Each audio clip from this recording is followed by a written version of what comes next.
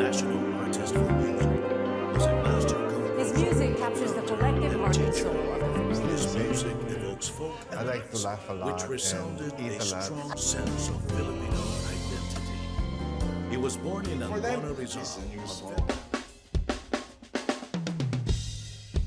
Hello and good day to each and everyone, especially to our grade 10 students. We are so blessed today because the video that I prepared for you got lots of fun and surprises. I guarantee that there will be loads of awesome activities because our topic for today is music.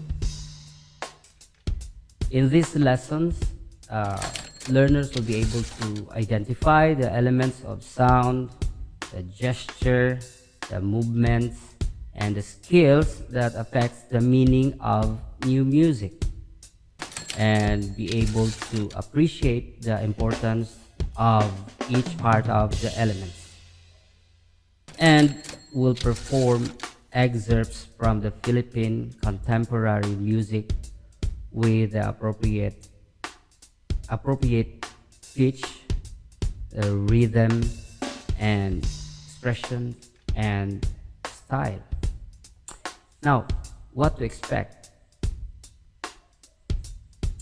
Your teacher will be performing and play various musical instruments in the selected parts of the video.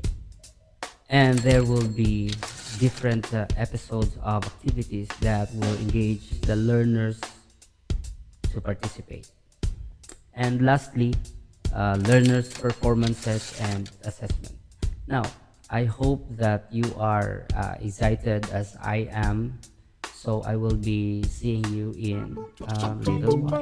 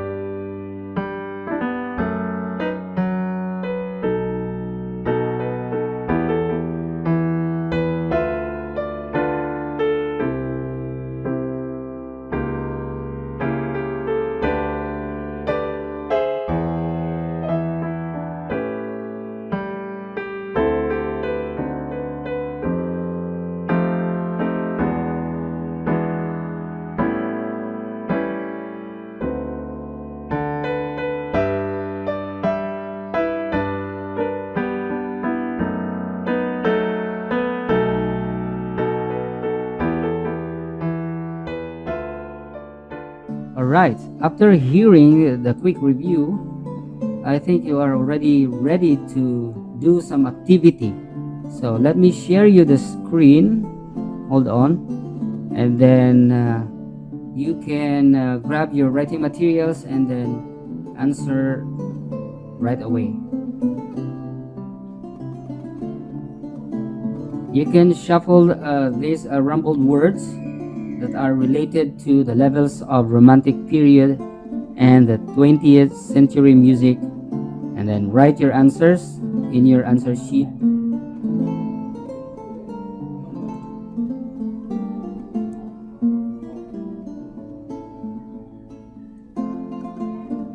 All right, so let's do some checking. Let's see. Let us see if everybody got the right answers. Number 1, B, dramatic. You can check your own work. Number 2,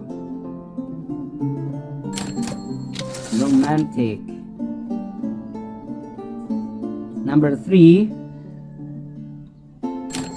dissonant. Number 4, dynamics. And number 5, chords. Good. Now you can get your cell phone and then picture your answer and then send it to our messenger. Okay, very good.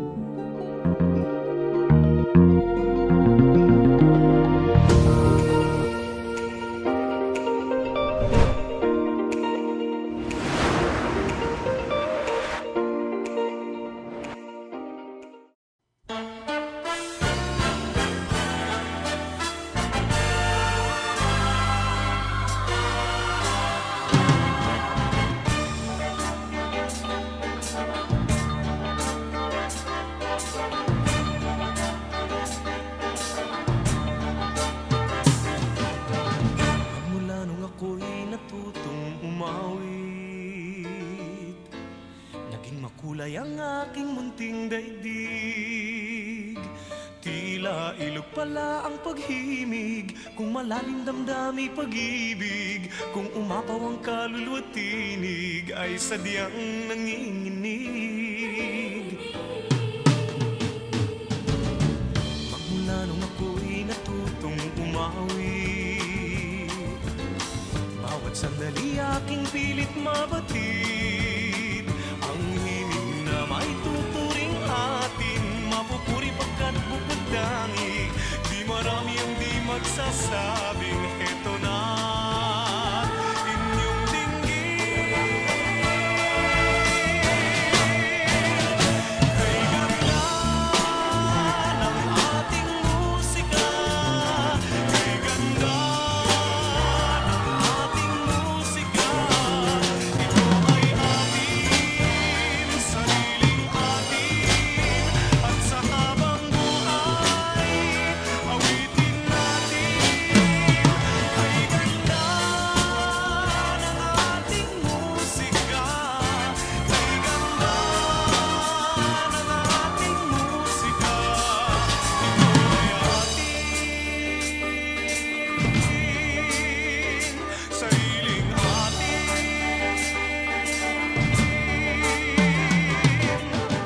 Magmula nung ako'y natutong umawit, nagkabuhay muli ang aking paligid. Ngayong batid ko na ang umibig, sa sariling tugtugin o himig, sa isang makatay maririnig, mga titig nagsasabi.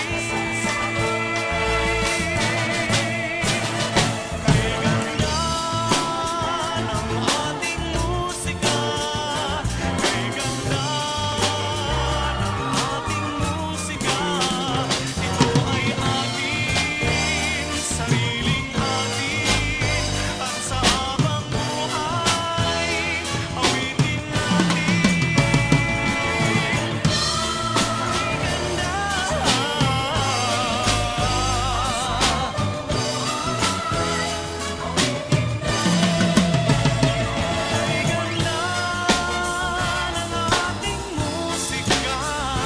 kay ganda ng ating musika, ito ay ating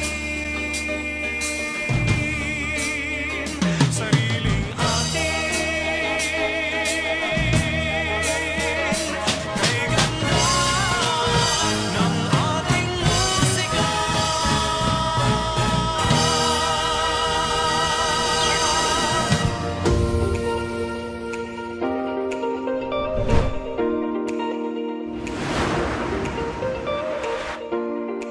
Okay, for our pre-test, kindly identify the following pictures of composers that's about to be shown in your screen, and you may send your answers right away to our group chat. And there is a 2 minutes running, and as soon as the time is done, I will no longer accept answers. Okay, so good luck.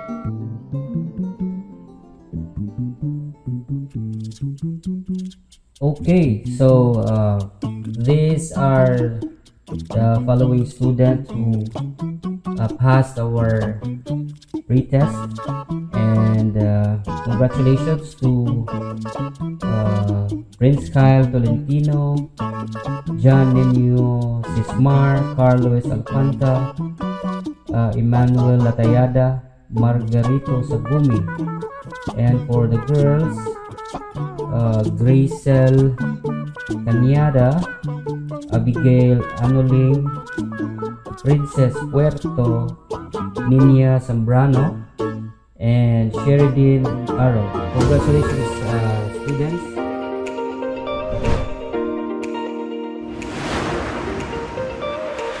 Okay, class, before we get down to the main topic, which is the characteristics of the Philippine contemporary music, let us classify first the very idea of the traditional music and the contemporary music.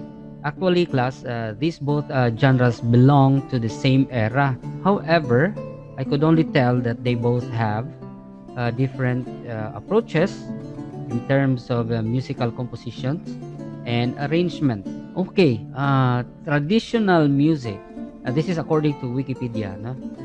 With Spain and America have colonized the Philippines from the early 1500s to the late 1800s, it was unavoidable that the Western compositional techniques found their way into the works of Filipino composers. Alangan, no? Ma-influensya jud ka, no? Yung mo ginay mong na-witness everyday. Yet, even the 20th century Filipino composers have managed to retain some traditional elements. So, unsa man jud yung traditional? These music are kind of separated from the contemporary. The traditional music paved the way to the diminishing influence and cultures of the original, so-called original Filipino thing, no? When it comes to music. For example, our famous ethnic music of the Mindanao, that's number one. No, our ethnic heritage. When the contemporary traditional composer compose something, doon na dyan siya halo na influensya sa ato ang mga ethnic music, especially by the use of musical instrument kulintang from the Mindanao. And the other one is our Hispanic heritage, because we were colonized by Spain. Obviously, dako siya og influence to ang musical approaches, no? So, unsa may mga gipangdala dinhi sa what are the things that the Spaniards brought to the Philippines in terms of artistics, and they brought rondalla, they brought the different kinds of guitars, bandurria, and etc. And lastly, the Filipino. We believe that we also have our own ingredients when it comes to muna siya ang naghatag og emphasis sa balitaw, katong sarsuela, no? In this assimilation of Western techniques, in fact, they have become the strongest foundation of what now as the Philippine music, no? So dako kayog influensya ang music sa Spaniards and also the Americans when the Americans took over the Philippines. Kabalo ba mo sa inyong history, student, no? We are colonized by Spain for 300 years plus, and then revolution came, and then the Spaniards get defeated. O nanay halo na history.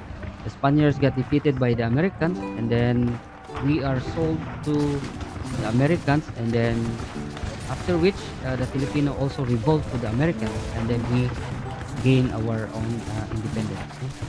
So gikan sa music padong sa history. Anyway, so the other genre in our modern music is the contemporary music. Okay, according to Wikipedia, contemporary music in the Philippines refers to the compositions that have adopted the ideas. Here we go. Adopted the ideas and the elements of the 20th century art music in the West, no? As well as the latest trend and musical styles in the entertainment industry of today. Now, the modern Filipino repertoire, trivia, word repertoire, unsa man repertoire? Akong i-flash sa screen ha, karon taud-taud unsay meaning anang repertoire. Our modern Filipino repertoire consists of musical pieces that have been written in the 20th century musical idioms that have been evolved out of such stylistic movements as, here we go again, Impressionism, Expressionism, Neoclassicism, as well as the avant-garde, no? Unsa to atong giistorya ganina sa ato ang review class, no? The romantic people are they're no longer concerned with the idea of conservatively classical approach in music, no? They are more concerned in expressing their emotion and their thoughts, no? And feelings. And then the new music composition, which is more improvisational, meaning there's no strict pattern, there's no rules, no? What comes to your mind, what comes to your heart, almost instantaneously, almost spontaneously, while you are playing the music, it's gonna come out naturally, kuno. Now, remember our past lesson during the time of the Romantic period that the composers at the time are no longer living under the shadow of the classical people and the Baroque people. They're no longer afraid of the rules in terms of composition, no? So, mo na siya magtubag sa word na improvisational. So, there you go. We already classified the different genres of the same era, the traditional music, and also the contemporary music.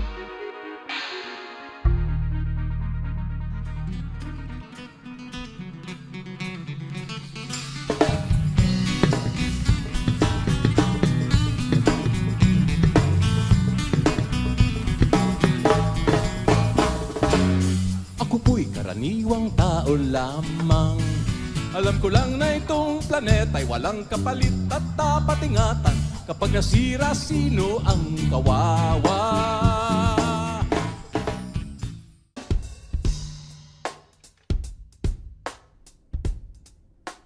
Okay, characteristics of contemporary music. Okay, sir, question. We've been hearing this idea with you in a while now, the characteristics of contemporary music. But really, unsa man jud na paghibaw nato kung unsa ang characteristics of music? Yes, we already know that it's been influenced by the Romantic people. We know that it's been influenced by the 20th century people. Now that we are here, we really wanted to see kung giunsa siya pag-manifest, giunsa nganong nakahibalo man ta siyang characteristic. Now to answer that, mura jud ko gwapo, no? Ako may nangutana niya, ako ra sad may answer. Bravo. Now to answer that, I am compelled to show you a part of the lessons, the music theory lessons that I browsed on my old file, and then I found this is a good material for me to be able to explain to you how the characteristics of contemporary music being manifested.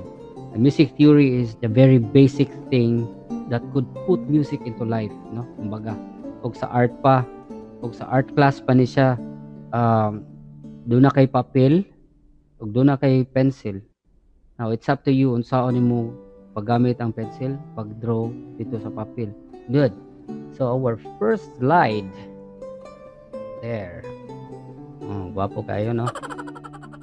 Kanang hapon dili ako. I remember I mentioned earlier regarding about chromaticism. That is actually under the lessons of melody. So what is melody again? It is a series of organized notes that produces pleasing tune. So take note, there is a word pleasing. So sa to pa, kung dili pleasing tune, dili sa music. Anyway. Naghisgot mo nag-chromaticism. Now, it belongs to the idea of scale. Ang una kay ang diatonic scale. Ang diatonic scale is a series of whole tone and semitone. Kani siyang inyong nakita diri nga sopa syllables have whole tone and semitones, no?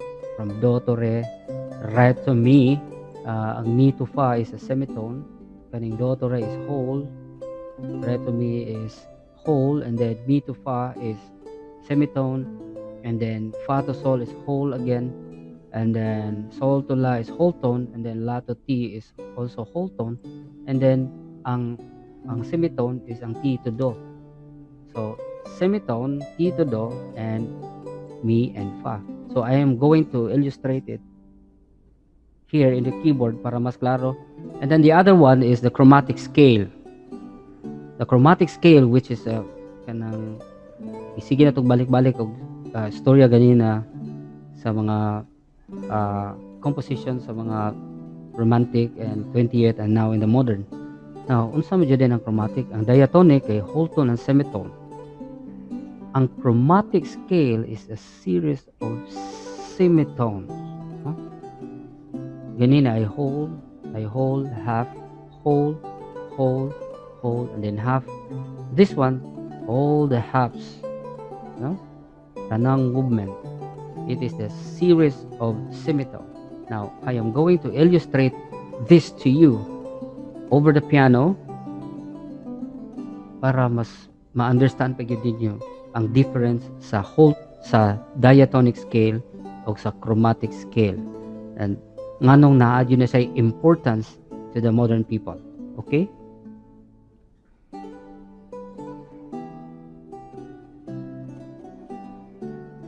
Okay.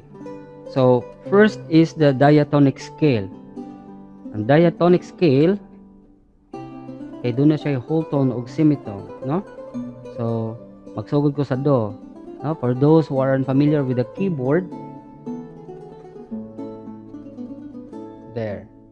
Those who are unfamiliar with the keyboard, kaning two black keys dire na separate. There are a black case and white case, right? So kaning two black keys here and another two black keys here. You go down half of it. That is our do. Huh? So muna itong do. So there are 1, 2, 3, 4. There are two separate black keys here, and then we go down half step, and that is already our do. So mag-start na unsa man na siya na diha, no? Do, re, mi, fa, sol, la, ti, do. So unsa to ang diatonic scale? Diatonic scale is a series of whole tone and semitone. Do to re is a whole tone, and then re to mi is whole tone, and then mi to fa is semitone. You notice the sound? Tibuok. And then when the semitone comes along, dili siya tibuok. Okay, semitone raman siya, no?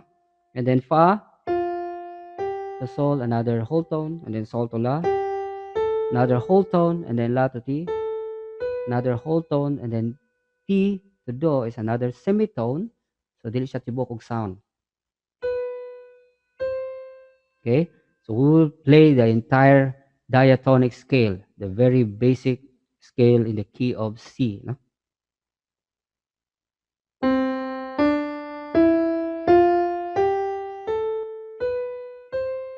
No? So that is our diatonic scale. The other one, nagigamit sa mga modern people now, inherited by the Romantic people, is the famously known as the chromatic scale. Sa ang chromatic scale, it is a series of semitone. So tanan from white to black case are included. All semitones.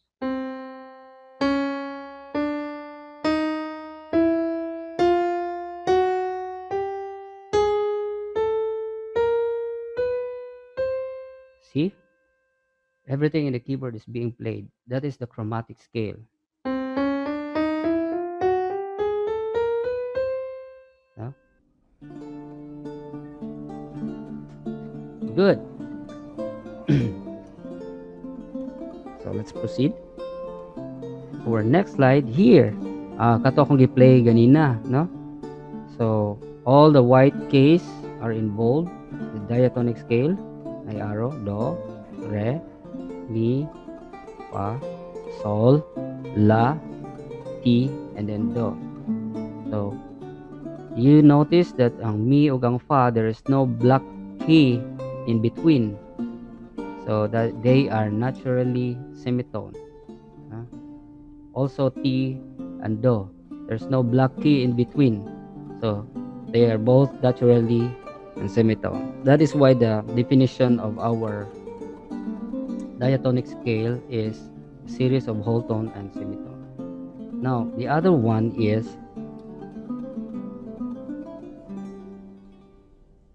the chromatic scale. This already involves kaning naa sa ibabaw, no? Kanang naa ay C sharp o D flat, D sharp o E flat. Mao na siya ang mga notes na nag-involve anang mga black keys diha. So all the notes now are included, gikan sa white padung sa black and then another white. Mao din siya reason nga nung gitawag na siya og chromatic scale, no? The series of semitone including the black keys of the keyboard. After ani ma-play na mo keyboard ha. Okay, harmony. Now, what is the definition of harmony? Combination of notes played simultaneously. The first part is the consonant chord, and then the other one is a dissonant chord. Okay, now what I have here in my slide is consonant chord is the art of creating a perfect harmony. Take note, a perfect harmony to an agreeable note combination. Perfect harmony. Now, what I have here is the scale of C major. Before ta mo adto sa chord, ato sang tan-awon kung giunsa pagkuha ang chord. 4 arrows, 1, 2, 3. Now remember, now how do we find the chord? Is we will start at do, and then we find the third. How to find the third is just right here in your fingers. You just have to count do, re, and then mi. No? So there, that is mi. And then the next thing to do is to find the perfect fifth coming from do. So let's go back to do and then go higher, 5. No? Let's just count do, re, mi, fa, and then sol. No? 5. So we have do, and then the third is mi, and then the fifth is sol. So you already have a perfect interval of triad. Very good. Now the other one here is to complete the triad and make it 4 notes, but they are all the same. The same na sila, no? Ang do o another do. So this is just an octave higher from the start, no? So we have here do, we locate the third, which is mi, and then we located the fifth, which is sol, and then we find the octave, which is another do. The basic idea of chords: do, mi, sol, and then another do. So that is the C major chord. Very good. Now, if we are going to place the notes vertically, that is now what we call a harmony. Sa ganito definition nato sa harmony, it is a combination of notes played simultaneously. Okay? Okay, we find the do, the third, the fifth, sol, and then do. Play them all together. That is already a chord of C. Okay? That is a harmony. That is a chord. Now, to add more variation in our lesson, I changed the chord into G. How do we find the chord again? We will start at the beginning, no? Beginning note, no? And then we look for the third, which is T. And then we look for the fifth, which is Re. And then go to the octave, which is another Sol. Let's try it. Sol, T, Re, and then another Sol. Play them all together. That is a harmony. That is a chord of G. Now, let's go back to the definition of dissonant chord. A dissonant is the art of adding ornament in a particular chord combination. Which means, mag-add ta og different note that is normally not part of the perfect triad. Let's add the number 7 of the chord Sol, La, Ti, Do, Re, Mi, and then Fa. So we add Fa, which is sharp. Okay, na may sharp na sign. Fa is the 7th note of G. Okay, let's listen to this. Sol, Ti, Re, Sol, and then we add the Fa. This is the Fa now. Fa sharp. Can you hear it? Did you hear the dissonant sound? The 7th note? No? Okay. Now here's the trick. They don't belong in the perfect interval, but they still sound good. Okay? And we added another note, which is the 6th. Na naganitay 7. Unang pag ginatog 6. So, Sol, La, Ti, Do, Re, Mi. So, ang ika-6 niya kay Mi. So, let's add Mi. Sol, Ti, Re, Mi. Plus 7. And then plus octave. No? Did you hear the weirdness of the sound? Now, this is the very thing, the very element that the Romantic people and the 20th century people, and eventually down to us right now, the contemporary people, embellishes the idea of emotionalism, expressionism, the nationalism, and a whole bunch of things. No? Now, playing with you the combination of the C major, which was shown in our slide earlier, and then I will move to the chord of G with a combination of 7. Okay, this is our C.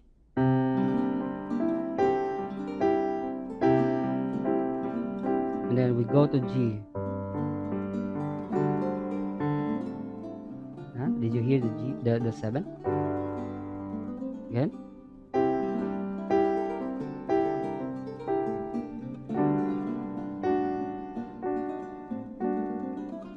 Now, here in our slide, it emphasizes that the Fa sharp, which is the 7th of G, is the one who's making the ornaments, the dissonant sound, yet still a harmony.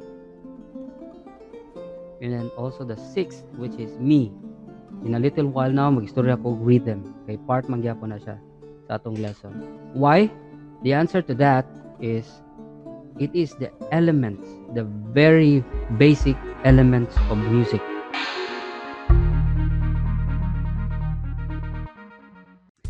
Now, the last essential part of our topic is the rhythm.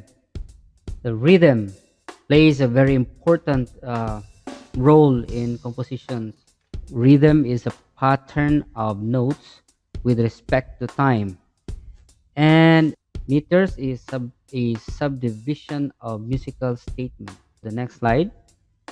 Yan. The definition. First one is a duple meter. Common kayo ni siya sa especially Filipinos, no? For example, our national anthem, it's a duple meter. It's down, up, down, and up. It's actually a marching beat. The next one is a triple meter. It's because that we are a colony of Spain for 300 years. The Western music really embedded in us, no? Grabe kayo ang influensya. So, most of the Western music are into the pattern of triple meter, kaning swing mode. Mga approaches nga we can find in our balitaos, mga sarsuelas, and other traditional compositions. No? Para sa bahay kubo, it's a triple meter of bahay kubo.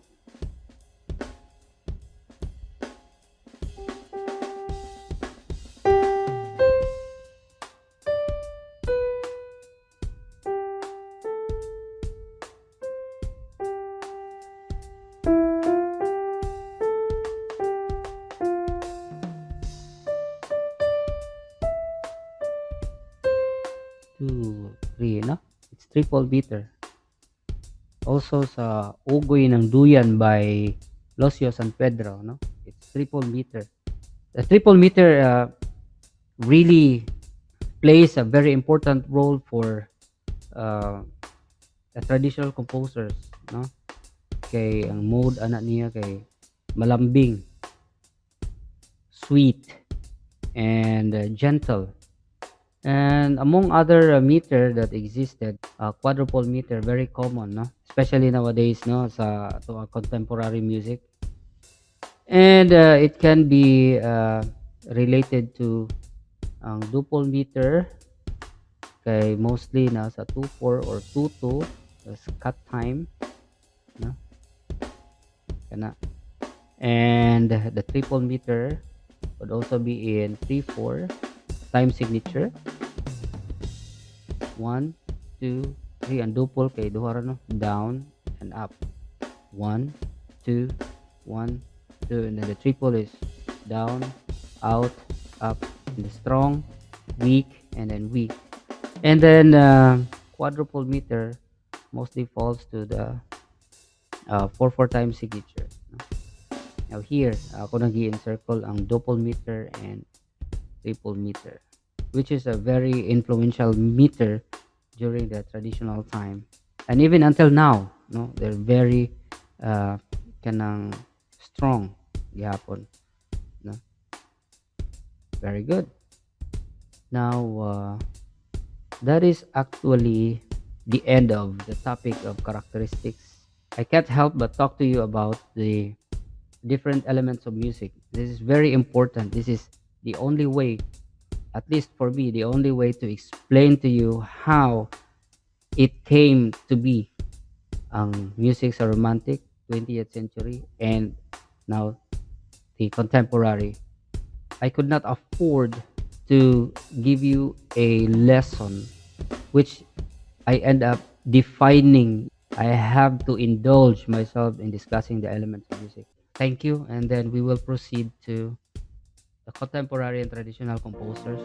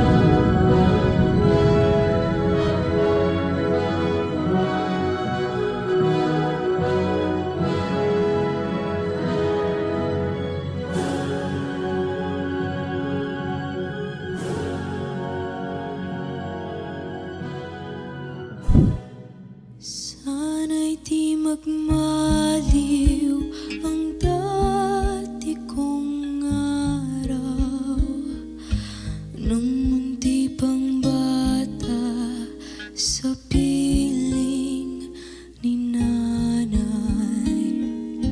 Nais kong maulit ang awit, magmaliw ang dati kong araw, nang munti pang bata sa piling ni nanay. Langit ang buhay, puso kong may dusa, sa piksaw ko'y ng duyan. Sana'y di magmaliw ang dati kong araw, nang munti pang bata sa piling ni nanay. Nais kong maulit ang awit ni inang mahal, awit ng piling ni nanay. Langit ang buhay, puso kong may dusa, sa piksaw ko'y ng duyan. Sana'y di magmaliw ang dati kong araw, nang munti pang bata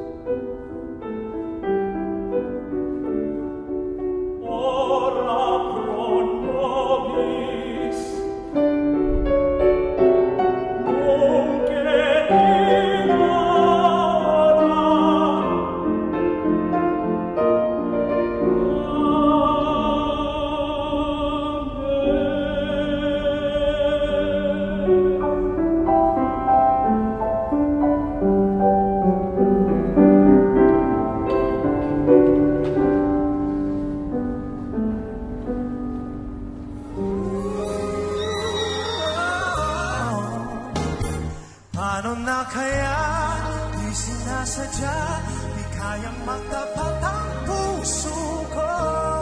Bakit sa dinami-dami ng kaibigan ko?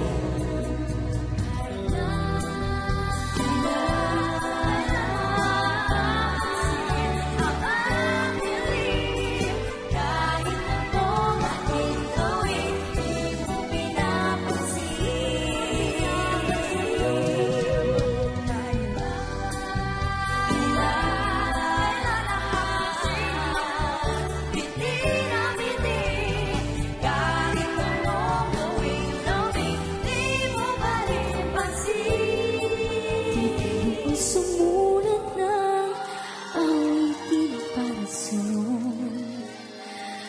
para akong isang sirang ulo. Hilot ito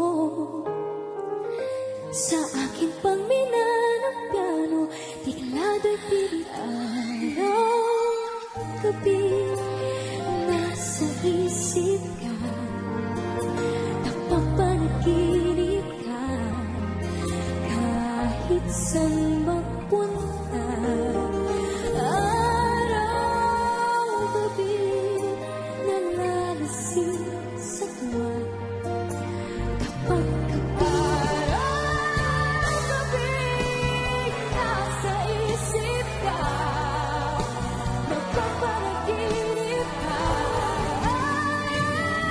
Araw-gabi, nalalasing sa tuwa.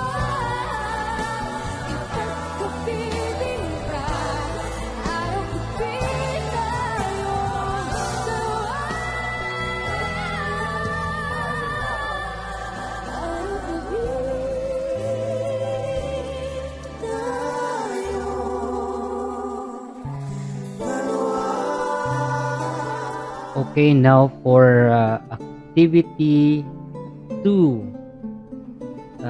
I'd like you to answer this. Analyze the given chord and write C if the answer is consonant. And then write D if it is dissonant.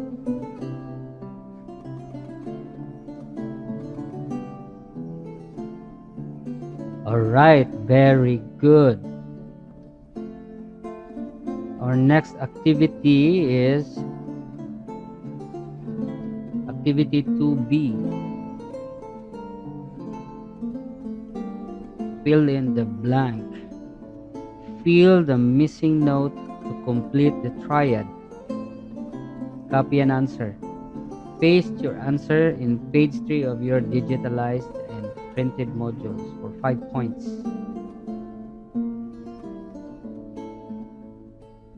Are you done? Okay. For activity C, I'm going to play particular songs in the keyboard, and I would like you to guess the title of the song and the composer of the particular song. Okay? Are you ready? Let's get started.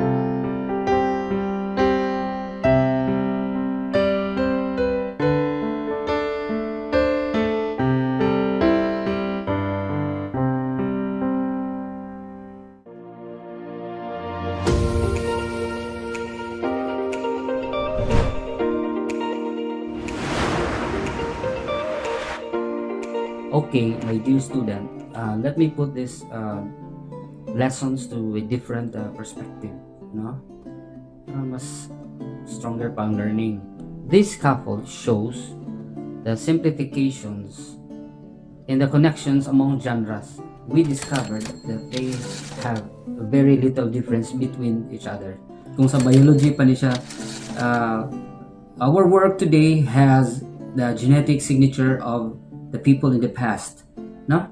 So, in other words, all these movements only signifies that we Filipinos are very good in adaptations that influence the transitions and the embellishment of what sounds like and what looks like our music of today. And that we owe big time for the people in the past, whether they came from Baroque music, transcended down to the classical music, and then moved down to the romantic music, and then went on to the 20th century music, and now we have all the responsibility to keep the music going. I hope na I was able to discuss it to you comprehensively, no? My wish nga kitang tanan nakasabot sa lessons nga ato ang i-tackle pag-ayo. So thank you for spending your time and for listening. So let's proceed to the other part of our lesson.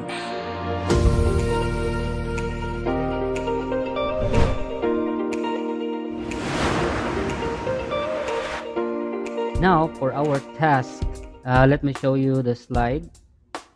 Okay, I'd like you to compose a Tagalog song in ABA form, which means there should be a stanza and choruses, and then another stanza, no? 2 stanzas minimum of 5 lines per stanza, 1 chorus minimum of 3 lines, and then must be original, of course. And then I'd like you to video yourself in your device performing your composition, and it could be in a cappella, no accompaniment, or with accompaniment. You are going to base your composition in the theme of kabataan, kalikasan, para sa kapakanan ng ating bayan. Lisod ba magtagalog? Again, kabataan, kalikasan, para sa kapakanan ng ating bayan. Yan. I'd like to have a full body picture, a minimum of 5 photos of yourself dramatizing your composition with costume, of course. Note, make your own artistic design. This project may also merit 25 points to your art, which will under the media-based art, no? Health food, the global health issues wasn't a topic, no? 3rd quarter. Now, this is how are you rated with this particular task. Okay, the criteria would be in your composition, musicality, no, yung tono, yung tune, creativity and originality, and then words and lyrics must be original, and then the relevance of theme, of course. So walay questions, so klaro na pagka-explain. Very good.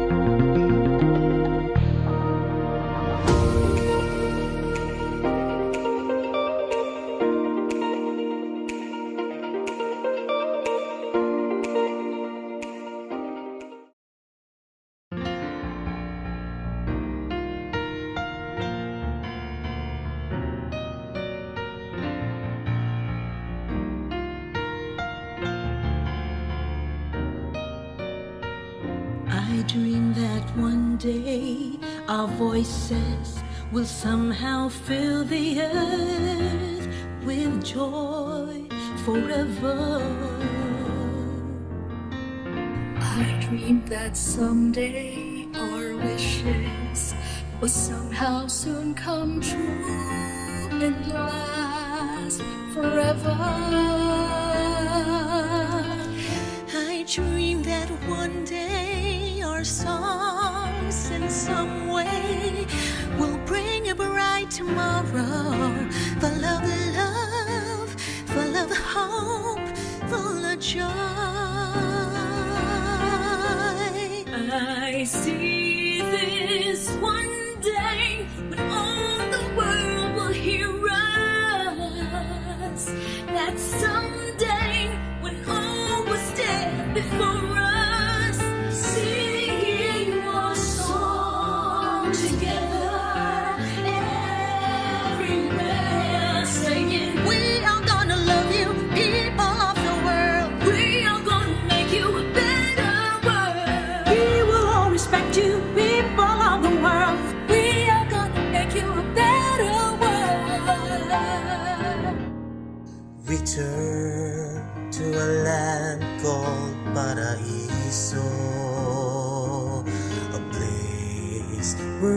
flying river ends. All birds there fly over Paraiso. No space allows them to undo. The smoke, the screens, the air, the grass that's never there. And if I could see a single bird, what a joy. I try to write some words and create a simple song to be heard by the rest of the world. I lived in this land called Paraiso, in a house made of cardboard floors and walls. Paraiso, help me make a stand. Paraiso, take me by the hand. Paraiso, make the Come together, everyone saying We are gonna love you, people of the world. We are gonna make you a better world. We will always respect you, people of the world. We are gonna make you a better world. We are gonna love you, people of the world. We are gonna make you a better world. We will always respect you, people of the world. We are gonna make you a better world.